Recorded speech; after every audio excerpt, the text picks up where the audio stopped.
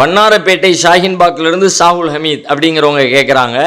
என் கேள்வி என்னவென்றால், முஹர்ரம் மாதத்தில் நடக்கும் அனாச்சாரமான காரியங்கள், அதாவது பஞ்சா, நெருப்பு மிதிப்பது, சாட்டையால் அடித்துக்கொள்வது, இதுபோல மூட பழக்க வழக்கங்கள் அதிகமாக உருது பேசும் இஸ்லாமியர்களிடம்தான் இருக்கிறது. அவர்கள்தான் இதை முன்னின்று நடத்தி வருகிறார்கள். நான் உணர்ந்தவரை தௌஹீத் பிரச்சாரம் செய்யக்கூடியவர்கள் தமிழர்களுக்கு மட்டும்தான் பிரச்சாரம் செய்து விழிப்புணர்வு ஏற்படுத்துகிறார்கள். உருது பேசும் மக்களை கண்டுகொள்வதில்லையா? எனக்கு தெரிந்து உருது பேசும் மக்களிடம் தனிநபர் தாவா, உருது பேசும் மக்களுக்கான உருது பயான் நிகழ்ச்சியோ அல்லது உருது நோட்டீஸ், உருதில் மெகாஃபோன் பிரச்சாரம் செய்தோ நான் பார்க்கவில்லை.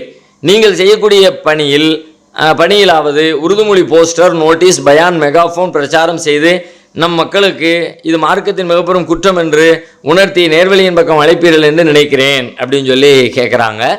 அவங்க சொல்கிற வாதம் உண்மையானது, அதை நம்ம மறுக்க முடியாது.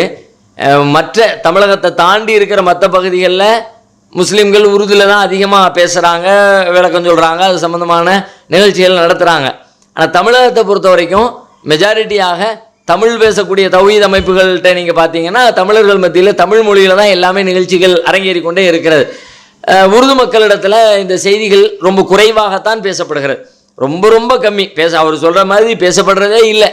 ஆனால் வினோதம் என்னன்னு கேட்டால், உருது பேசுகிற மக்கள் தமிழ் பேசுகிற மார்க்க நிகழ்ச்சிகளை, சொற்பொழிவுகளை மார்க்க சொற்பொழிவுங்கிற பட்டியலில் கூட பல பேர் பார்க்குறதில்ல. அவங்களுக்கு உருதுல சொன்னாதான் பயான், உருதுல இல்லை அப்படின்னு சொல்லி சொன்னால் அது பயானையில் ஏதோ அரசியல் கட்சி கூட்டம் மாதிரி கடந்து போயிடுவாங்க. ஒரு சில வருடங்களுக்கு முன்னாடி வாணியம்பாடியில் ஒரு பொதுக்கூட்ட நிகழ்ச்சிக்கு போக வேண்டிய ஒரு சூழல் இருந்துச்சு, போயிருந்தேன். அப்போ கிட்டத்தட்ட ஒரு மணி நேரம் பொதுக்கூட்டம், பஸ் ஸ்டாண்டுக்கு பக்கத்தில் ஒரு பள்ளிவாசல். அங்கே வாணியம்பாடி பெரும்பாலும் முஸ்லீம்கள் வசிக்கிற பகுதி நம்ம எல்லாருக்குமே தெரியும். ஒரு மணி நேரம் உரை போய்கிட்டே இருக்குது. கடைசியில் அன்றைக்கு 2 நாட்களுக்கு முன்னாடி அங்கே விநியோகிக்கப்பட்ட ஒரு துண்டு பிரசுரம், உருது மொழியில் போடப்பட்டிருந்த ஒரு பிரசுரத்தை எடுத்து, அந்த பிரசுரம் எப்படி மார்க்க அடிப்படையில் மார்க்கத்துக்கு முரணாக இருக்குது, மதுஹபுகள் ஆதரிக்குது அப்படிங்கிற விஷயத்தை விளக்கி சொல்லுகிற வகையில் அந்த பிரசுரத்தை வாசித்து கடைசி ஒரு 10 நிமிஷம் தான் இருக்கும். அந்த லாஸ்ட் 10 மினிட்ஸ் அந்த உருது பிரசுரத்தை வாசித்து என்ன எழுதியிருக்காங்க பாருங்கள் அப்படின்னு நான் அது சம்மந்தமாக ஒரு 10 நிமிஷம் பேசினேன். இந்த உருதுல பேச ஆரம்பித்த உடனே பயங்கர பிரச்சனை ஆயிடுச்சு. பிரச்சனைலாம் கல்ல விட்டாங்க, அழிச்சு வச்சு கடைசியில் கூட்டவே அதோட முடிஞ்சு போச்சுன்னு வைங்க. இப்போ இங்கே என்ன கவனிக்க வேண்டியது இருக்குது, அந்த பிரச்சனைக்கு வேண்டி நான் சொல்ல வரல. உருது பேசுகிற மக்கள் அது வரைக்கும் அங்கிட்டு இங்கிட்ட எல்லாம் நடந்துட்டு போய்கிட்டு தான் இருந்தாங்க.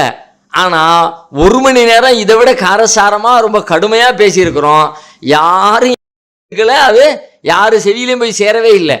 10 நிமிஷம் கூட இல்லை, 4 வார்த்தை உருதுல சொல்லி அதுக்கு ஒரு 2 அர்த்தத்தை சொன்ன உடனே இவன் நம்மளை பற்றி என்னவோ பேசுகிறானே அப்படின்னு அவங்க அப்போதான் கவனிக்கிறாங்க. அப்போ இந்த மாதிரியான மனநிலை உருது பேசக்கூடிய மக்களிடத்துல இருக்கிறதுங்கிறது உண்மை. அப்போ நாம் அதை செய்ய வேண்டிய தேவை இருக்குது. உங்களுடைய இந்த கேள்விக்கு பிறகு இன்ஷால்லா அடுத்து வரக்கூடிய அந்த பிரசுரங்கள்லையோ அல்லது இந்த வாட்ஸ்அப்பு, இந்த மாதிரி ஃபேஸ்புக்கில் பகிர்ந்து கொள்ளக்கூடிய கட்டிங்லாம் போடுவாங்கள்ல, அந்த மாதிரியான விஷயங்களில் நாம் உருதுல ஏதாவது சேர்த்துக்கொள்வதற்கு முயற்சி எடுக்கிறோம். அது சம்மந்தமான ஆட்களோடு பேசி போடுவதற்கான முயற்சிகளை நம்ம மேற்கொள்வோம் இன்ஷா அல்லாஹ். இது வரைக்கும் நம்ம அப்படி செய்யாமல் போனதுக்கு காரணம் செய்யக்கூடாது என்பதில்லை, தெரியாது. இதில் யார் முன்னணியில் நின்று போய்கிட்டு பிரச்சாரம் பண்ணிக்கிட்டு இருக்கிறாங்களோ அந்த மக்களுக்கு பெரும்பாலும் உருதுல பேசுவதற்கு அது இப்போ எனக்கெல்லாம் உருதுல பேச தெரியாது. இப்போ பேசுங்கன்னா எப்படி பேசுறது, இந்த மாதிரியான பேசுவதற்கான வாய்ப்பும் அறியாமையின் காரணமாக நம்ம பேசாமல் இருக்கிறோமே தவிர அலட்சியமோ புறக்கணிப்போ இல்லை. ஆனால் அங்கே கொண்டு சேர்க்கப்படணும் என்பது உண்மை. அதை நாம் 100% ஏற்றுக்கொள்கிறோம். நம்முடைய சக்திக்கு உட்பட்டு ஏதாவது செய்ய இயலுமா என்பதை வரக்கூடிய நாட்கள் இன்ஷா அல்லாஹ் நாங்கள் பரிசீலிக்கிறோம். அப்போ அதை தாண்டி அது உள்ளுக்குள்ள அவர் இன்னொரு கேள்வி கேட்குறாரு. அந்த பஞ்சா, தீமிதிக்கிறது இதுவெல்லாம் உருது மக்களிடத்துல இருக்குது, தமிழ் மக்களிடத்துல இருந்துச்சு. ஏன்னா இப்போ இந்த விஷயம் இப்போ சொல்ல வேண்டிய காலகட்டமாக வேற இருக்குது. முஹர்ரம் மாதத்துல தான் நம்ம உட்காந்துருக்குறோம். இப்போ இந்த 10 நாட்கள் நிறைய பிதஅத்துகளும் அனாச்சாரங்களும் மார்க்கத்துக்கு முரணான மாற்றுமத கலாச்சாரங்களும் சமுதாயத்தில் இருக்குது. ஆனால் ஒரு 20-25 ஆண்டுகளுக்கு முன்னாடி இருந்த அளவுக்கு இல்லை. பெருமளவு அது குறைஞ்சு போச்சுன்னா கூட இன்னும் ஆங்காங்கே ஒரு சில இடங்களில் தமிழ்நாட்டில் குறிப்பிட்டு சொல்லுகிற வகையில் கோவையில், சென்னையில், நெல்லையில், நீங்கள் சொல்கிற மாதிரி உருது மக்கள் நிறைஞ்சிருக்கிற பெல்ட்டாக இருக்கிற பகுதிகளில் அங்கெல்லாம் இந்த மாதிரியான காரியங்கள் நடந்து கொண்டு தான் இருக்கிறது. ஆனால் மார்க்க அடிப்படையில் அது ஏற்புடையதே இல்லை. மக்கள் அதை சிந்திக்கணும். தான் செய்யக்கூடிய மார்க்கம் என்கிற பெயரால் செய்யக்கூடிய காரியங்கள் எல்லாமே மார்க்கத்தில் உள்ளதுதானா? நாமளாக உண்டாக்குற எல்லாமே மார்க்கம் ஆயிராதுல. மார்க்கம்னா என்ன? அல்லாஹ் நமக்கு தந்த வழிமுறைக்கு பேர் தானே மார்க்கம். அல்லாவே நம்ம இடத்துல ஒரு இடத்துல கேட்கிறான் குரான்ல, அத்து அல்லிமூன் அல்லாஹ் பி தீனிக்கும், உங்களுடைய மார்க்கத்தை அல்லாவுக்கு நீங்க சொல்லி கொடுக்குறீங்களா அப்படின்னா என்ன அர்த்தம்? மார்க்கத்தை அல்லாஹ் நான் சொல்லுவேன், நீ ஃபாலோ பண்ணு. அப்ப அல்லாஹ் எதை சொல்றான்னு அதான மார்க்கம். அல்லாவுடைய தூதர் எதை சொல்லி தந்தாங்களோ அல்லாவிடமிருந்து கேட்டு அதான மார்க்கம். இப்ப இந்த முஹர்ரம் மாதத்தில் உள்ள நிகழ்வுகள் குறித்து நாம செய்யக்கூடிய இந்த சடங்குகள்ல எதுக்காவது மார்க்க ஆதாரம் இருக்குதா? எல்லாமே இது எல்லாம் எந்த அடிப்படையில் செய்யப்படுகிறது? மார்க்கத்தை காட்டி தந்த வழிமுறை. நபி ஸல்லல்லாஹு அலைஹி வஸல்லம் நோன்பு வச்சாங்க. மூசா அலைஹிஸ்ஸலாம் காலத்துல மூசா நபி ஃபிரௌனிடமிருந்து காப்பாற்றப்பட்டதுக்காக வேண்டி யூதர்கள் நோன்பு வச்சாங்க. அதை வழிமொழிகிற வகையில ரசூலுல்லாஹ் நோன்பு வச்சாங்க. அல்லாஹ்வுக்கு நன்றி செலுத்தினாங்க. இதுதான் மார்க்கத்தில் உள்ளது. ஆனா இப்ப உள்ள நடக்கிற நிகழ்வுகள் எல்லாம் ரசூலுல்லாஹ்வுடைய காலத்துக்கு பிறகு கர்பலா யுத்தத்துல ரசூலுல்லாஹ்வுடைய பேரர் ஹுசைன் கொல்லப்பட்டாரு. ஹுசைன் ரலியல்லாஹு அன்ஹு கொல்லப்பட்டதை நினைச்சு அது துக்கத்தை அந்த துக்கம் அனுஷ்டிக்கிறதுக்காக வேண்டி முஹர்ரம் மாதத்தை பயன்படுத்துறோம்னு இந்த அதன் தொடர்ச்சி தானே இது. அதனால தானே கத்தியில வச்சு நெஞ்சில குத்திக்கிறாங்க, கிழிச்சுக்கிறாங்க. நபி ஸல்லல்லாஹு அலைஹி வஸல்லம் என்ன சொன்னாங்க? நெருப்புல மிதிக்கிறதெல்லாம் அவர் பட்ட துன்பத்துல நானும் ஒரு பங்கெடுக்கிறேன் என்கிற வகையில தானே நபி ஸல்லல்லாஹு அலைஹி வஸல்லம் தன்னுடைய மார்க்கத்தை பத்தி சொல்லும்போது என்ன சொன்னாங்க? லைஸ மின்னா மன் லரபல் ஹுதூத் வ ஷக்கல் ஜுயூப் வ தஆ பி தஅவல் ஜாஹிலியா. லைஸ மின்னா, நம்மை சார்ந்தவரே இல்லை. யாரு?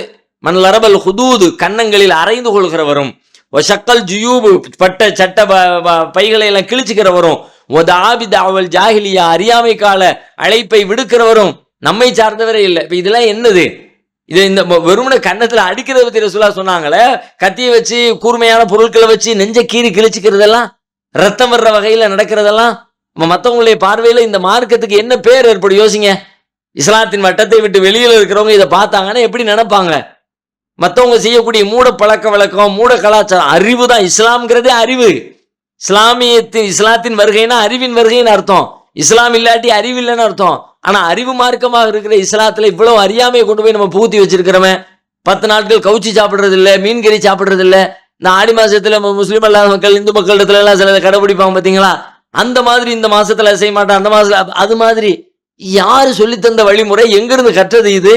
இஸ்லாத்துக்கு சம்பந்தம் இல்லை. இன்னும் சொல்ல போனா 3 நாட்களுக்கு மேலாக துக்கம் அனுஷ்டிப்பதற்கு இஸ்லாத்துல அனுமதி இல்லைங்கிறாங்க ரசூலுல்லாஹ்.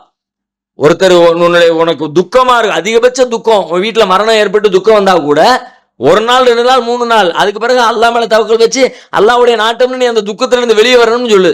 இப்ப நீங்க துக்கம் யாருக்கு அனுஷ்டிக்கிறீங்க? 1400 வருஷத்துக்கு முன்னாடி மௌத்தா போன ஒருத்தருக்காக இப்போ ஐயோ அவர் இறந்துட்டாரே, நெசத்துல அது துக்கமா? முதல்ல அதையாவது யோசிங்க.